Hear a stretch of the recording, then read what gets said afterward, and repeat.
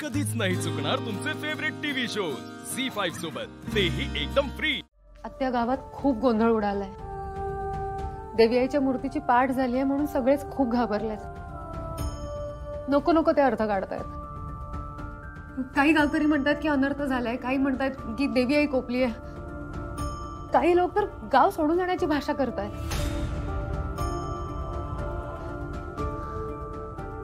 बरंच काही घडलंय वावुशीत आणि इथे सुद्धा।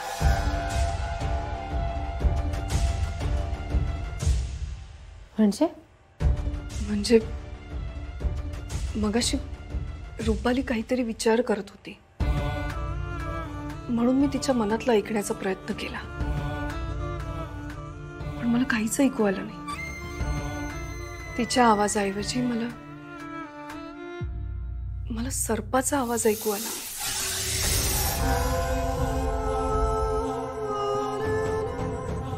काय?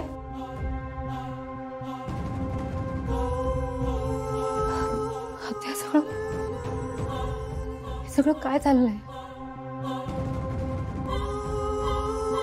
की काय घडून गेलंय? ते मला खूप भीती वाटते। मला असं वाटतंय की रुपालीबाई साहेबांना चौथी पेटी सापडली आहे।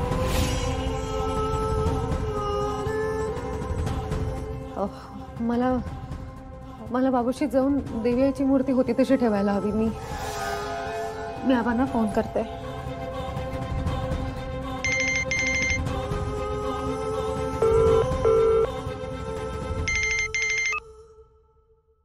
हाँ बोल नेत्रा।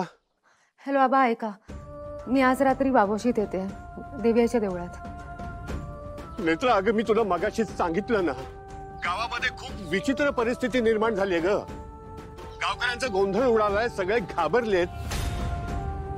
अशा तू इथे आलीस आणि तुला कोणी पाहिलं तर मग? आबा पण माझं येणं गरजेचं आहे, मला यावंच लागेल। नेत्रा जरा माझं ऐक ग तू। सगळे गावकरी देवळाजवळ जमलेले आहेत आणि संध्याकाळपर्यंत तरी तिथून कुणी हलणार नाही। मूर्तीला पुन्हा आधीसारखं ठेवायचं की नाही, स्पर्श करायचा की नाही, यावरून गावकऱ्यांमध्ये वादविवाद सुरू आहेत। हवा पण काही ऐकणार नाहीये। गावकऱ्यांमध्ये संतापाची लाट उसळली, त्यात तू इथे आलीस तर खूप मोठा गोंधळ होईल ग। नाही आबा पण नाही नेत्रा, मला तुझा कुठलाही हट्ट चालणार नाही। मी तुझं काही ऐकणार नाही। मी फोन ठेवतो।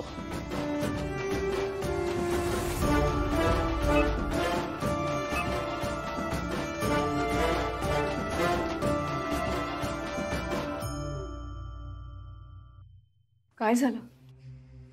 आबा नाही यायचं म्हणतायत, पण मला जावंच लागेल आत्या। मी काम करते, रात्री अंधार झाला की निघते, म्हणजे गावकरी नसते। झी5 ॲप डाउनलोड करा आणि पहा सर्व एपिसोड्स एकदम फ्री।